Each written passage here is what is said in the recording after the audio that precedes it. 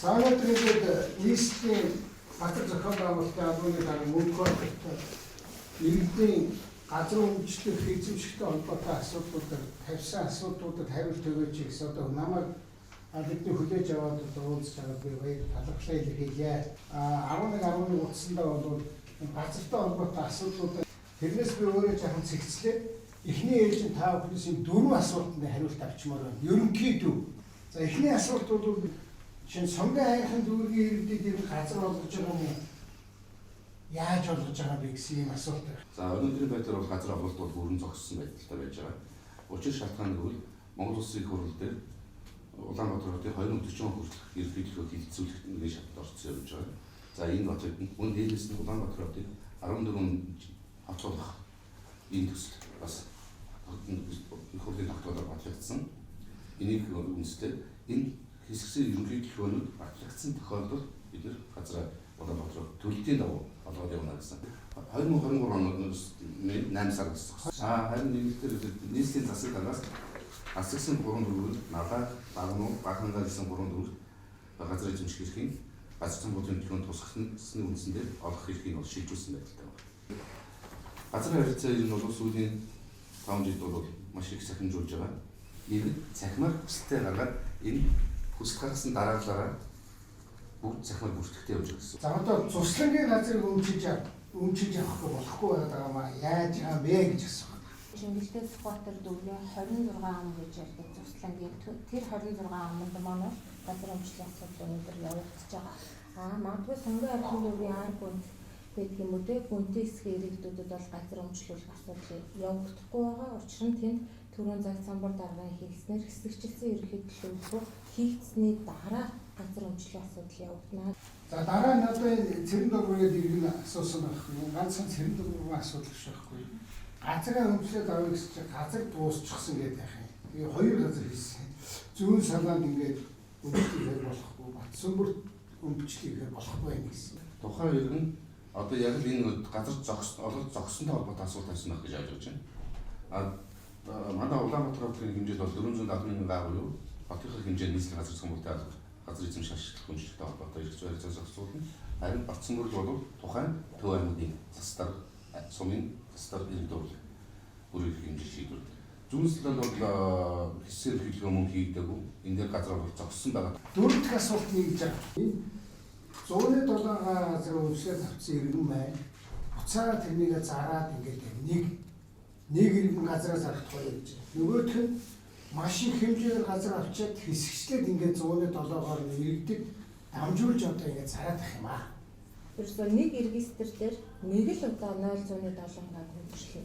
Магадгүй одоо олон газар байна, түүнийг ингээд шилжүүлээд байна гэдэг маань иргэний регистрээр одоо отхон гэрэл миний дээр нэг удаа үнгүү өмчлөн 2 дахь 3 дахь их усүр маань тэр одоо иргэний худалдаж авсан эргэ отхон гэрэл худалдаж аваад цаагаа зарж байгаа үйлдэлүүд бол энэ газар эдийн засгийн эргэлтэнд орно гэдэг зарчим журмаар авч хашаа явагдаж байгаа асуудал. Түүнээс одоо нэг регистр дээр 3 удаа 5 удаа газрыг өмчлөх бол ямар ч боломжгүй буюу газрын одоо энэ хойдлолт нь газрын нэгцийн удирдлагын системээр бүгд бүртгэлтэй явагдаж байгаа. Эзэмших эрхээ бол олон эзэмшүүлсэн тохиолдол бол байсан.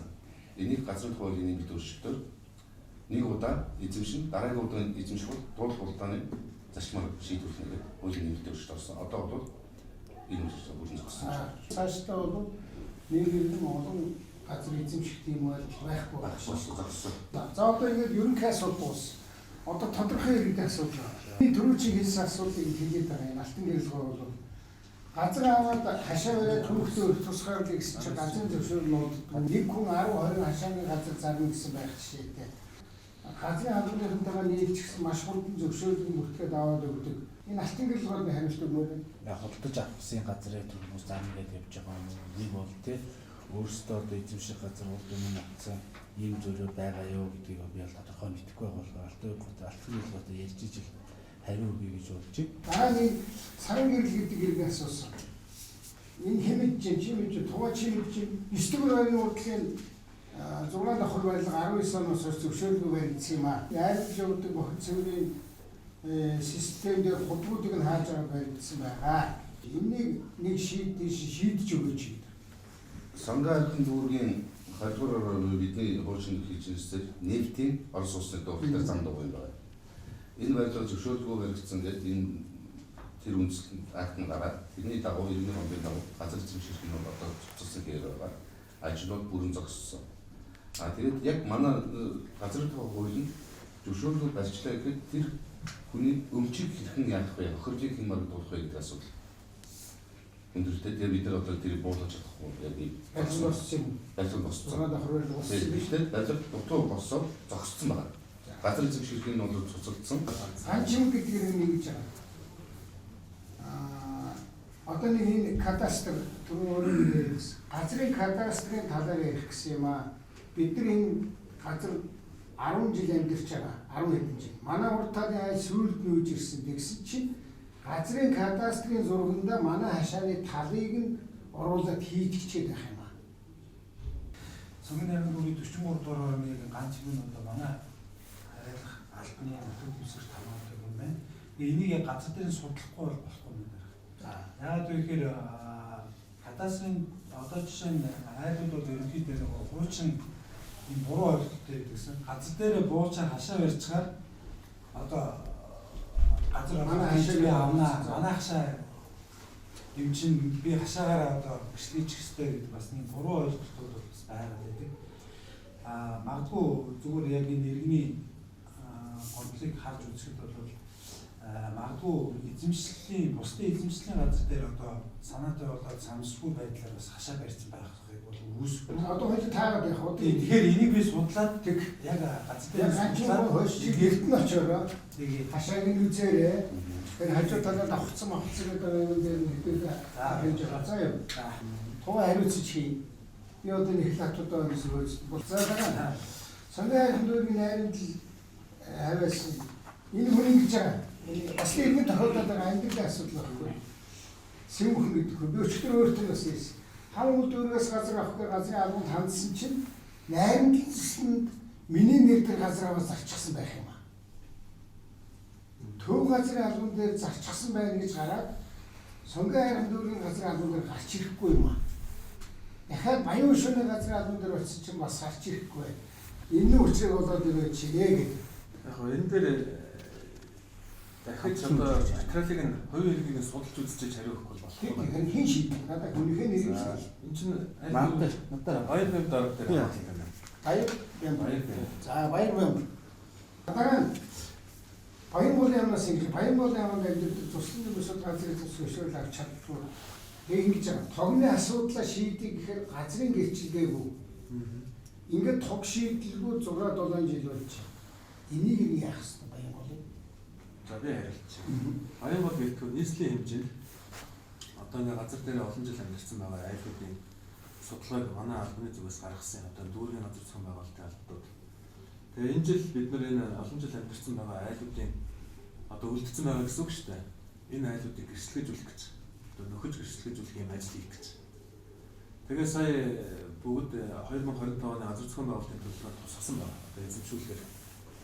За тэгээд нөгөө газрын тухай хуулинд нэмэлт өөрчлөлт орсонтой холбоотойгоор сая засгийн газрын хуралдаанаар ороод манай газар зохион байгуулалтын төлөвлөгөө бас батлагдсан байна. За тэгээ одоо тогтоол маань алдчихж ирэх юм бол нийслэлийн засаг дарга, дүүргийн засаг дарганаас газар эзэмших эрх олгох одоо зөвхөн энэ хүмүүст эрх олгох эрхээ шийдвэрлэх гэж. Тэндээ олон жил амьдарсан. Тэгээ одоо зөвхөн газар дээр олон жил амьдарсан байгаа хүмүүсийг одоо нэг удаа энэ нөхөж энэ гэрчлэгээ олгох ажлыг хийх гэж. Тэгэхээр одоо ойрын хугацаанд шийдэгдэнэ гэсэн үг. Тэгээ ойрын хугацаанд шийдэгдэнэ. Нэг ийм тийм байж магадгүй. Энэ нөгөө 6-7 жил амьдраад ичиг өрөвтэй авч чадахгүй байна гэдэг өөрөө янз бүрийн хоригдол хамгаалтыг өсөж магадгүй. Тэгэхээр би одоо тийм байж магадгүй гэж бодлоо. За чи тодруулах. Гэхдээ гол нь та тухайн харьяалагдах дүүргийн газрын албан дээр очиод одоо нөгөө судалгаанд нь байна уу үгүй юу гэдгээ шалгал гэдэг хэлээрээ.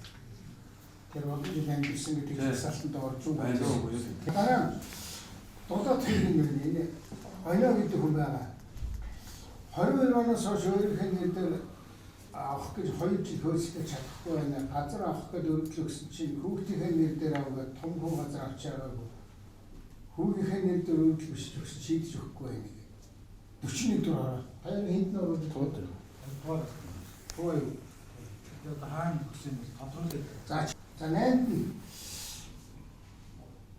2011 онд ойчилж байгаа бичиг баримттай бүрдүүрийн сангийн архив нь 23 дугаар хорон дээр өгсөн. Одоо тэрийг яаж хөөцөлж авах вэ? Гэрчлэгээ авах гэхээр хашаагаа бариад авах гэдэг юм. Манай дээр. Танаа дээр биш. За тоо чи энийг хариуцлаа. дарагцсан Энийг дахиад судлаа. Сангийн архив нь хамгийн оны 7-8 айлын гацгийн асуудал тэнд сууршаад 10 жил бараг болж байгаа. Хайггүй. Ингээд олон жил газрын албанаас сангийн архив нүднээс албанаас газар хүсээд өргөдлөө өгөөд өдөө болтол шийдэж өгөхгүй. Ерөнхийдөө тэр хамгийн оны хойд хэсгийн нэлээд олон айлууд тэнд байж байгаа. Зөвшөөрлөг уусан 11 жил болсон ч яриад байгаа. Нэгдүгээр хамгийн оны баруун хэсэг буюу хуучин ханы материал үйлдвэрийн шаврын орд газар буюу Уучин шавар. тэр нөгөө аж ахуйн нэгжид ашиглалтын зорилго төр тусгай төвөмөл тусгай ашиглалтын зорилго олгосон газар зэрэг давхсан нэг буюу. Хоёрдугаарх нь хамгийн хуучин нөгөө тусгай нэг хэдэн жилийн өмнө нөгөө хилмигдүүлэлт үеийн дурсан нөгөө юм гарч ирээд тэгээд энэний хамгийн орон нутгийн хамгаалалт тавьсан. Тэгээд нийслэлийн эрдэмтэн шүүрийн хэмжиж тогтоол орон нутгийн сар хэрэгцээнд хамгаалалт аваад энэ газрыг ирэнд олохгүй түүхийн зохицлол газрын маа гэдэг тогтоосон учраас тэр хамгаалтын бүсрүү орсон айлуудад одоо л хаяг өгөхгүй зөвшөөрөл өгөхгүй. Тэгвэл та хэд уулзаад энийг нийт шиг шийдэж өгөх хэрэгтэй шүү дээ.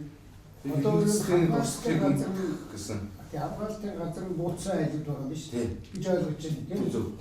Тэг ингээд байгаад ахад чинь үжигрэл гэдэг юм байна шүү дээ. Тэгээд нөгөө энэ дээр чинь 8.7 газрыг орон нутгийн сар хэрэгцээнд хэлмэгсний туршлагын хөндлөх газар гэдэг хамгаалалт авсан. Тэгээд тэн дээр бууцсан айлуудыг бид нар очоод нүүлийг ихлээд бид нар сургууль ажил бүгд эндээ тогтнолцсон. Бидний өн төлөвлөсөн асуудал төрийн захиргааны байгууллага байж байгаа юм шиг. Яаж ийм ойлголцол бий болох? Тийм ойлголцол бий болоод та энэ дээр ажиллах гэж. Анх авахта 19 онд дүүргийн иргэдийн төлөөлөлтөй урдаар баталж авч ирсэн. Тухайн үед яг би нөгөө иргэдийн урдаар чижсэн болохоор мэдээ танил айлууд дээр нь очиж ирсэн судалгаа хийгээд. Ер нь бол айл болохоор айлуудыг нь оруулахгүйгээр гаргаад авсан. Тэгсэн чинь нөгөө нэг тэлж буугаад хүмүүсийн тусгай хэрэгцээнд тухайн үед нөгөө нэг айлууд буусны дараагаар хэлжсэн байхгүй юу? Уугнууд ингээд тусгай хэрэгцээнд надад чи бууж болохгүй газар ихэд ингээд дайраад уучдаг. Буусныхаа дараагаар бид нар ингээд жил 2 жил болчихлоо гэдэг чинь 19 оноос хойш ингээд 5 6 жил бид нар амьдэрчлээ мэдээгүй байсан гэдэг юм ярьдаг байхгүй юу? Нөгөө хүмүүстэй уулзаад зохион байгуулалт хийгээ шийдэх хэрэгтэй. Тэгээ дараа нь гэж сангийн архивны хүнээс газар худалдаж авсан. За тийм худалдаж авсан тухай асуудал. Шилжүүлэх гэсэн чинь хашаагаа барьсны дараа шилжүүл гэдэг юм. Ямар учиртай юм бол одоо манад нэг занх шилжүүлэх асуудал юм сонир биш. Нөгөө манайхаас бол хашаа бариагүй иргэдээр заавалчгүй цэг тогтоос акт тавиулж байгаа. Энэ яагаад тэгэхээр иргэд худлаа нэг газар зааж зараад энд одоо манай газраа гэдэг замд ойрхон автобусны газрыг заагаад өөрийн нөгөө яг гэрчлэгээтэй газар нь болохоор арай хойно уулын гэр дээр байх чинь ийм асуудал үүсэж байгаа. Тэгэхээр заавалчгүй цэгээ тогтоолгоо. Хашаа бариагүй бол одоо тэгэхээр иргэд бас мэдэхгүй учраас бид иргэдийг болгоомжлуулсан юм уу? Ийм ингээрэй гэдэг зөвлөгөө хийх. Тэгэхээр би хэлж байна. Энэ газар зохиол геодез зурцсан газрын даргын тушаалаар газар дээр иргэдийн цэг тэмдэг буюу одоо яг эзэмшил газрын хил заагийг газарт биелэх журам гэж байдаг. Тэр журмын дагуу тухайн иргэн энэ кадастрын зураг үйлдэх мэргэжлийн тусгай их бүхий хувийн компанид дагчаад манай албанаас өгсөн координатыг авч үзүүлээд газар дээр тэр цэгийг авч буюу гацыг яг нэг батлагдсан ийм стартыг газар. Тэр гацыг газар дээр биелүүлэх ёстой үүрэгтэй. Тэр тэгээд хэлж тэр гац нь өөрөө дугаартай бүртгэлтэй ийм яг нэг олон улсын стандартад нийцсэн гац байдаг. Тэгээд тэр гацыг очоод газар дээр цэг тэмдэг тавьдаг.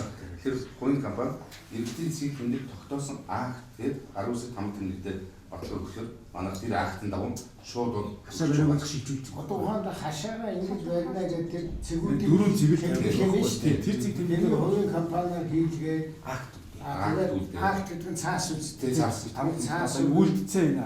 Тэгээд газар дээр тэрнийг нь одоо гацсан юм уу хашаа машаа биш ямар ч байсан ингэж хийгдсэн тийм газрыг аваарай л гэж хэлэх юм биш. Тий яа. Тийм үү? зөв. Энэ хүн Facebook-аар орж ирсэн. Энд нэг зах маргааны асуудал байна лээ. Ер нь гэхдээ бид нар бас нэг сонсч юмгүй байлээ.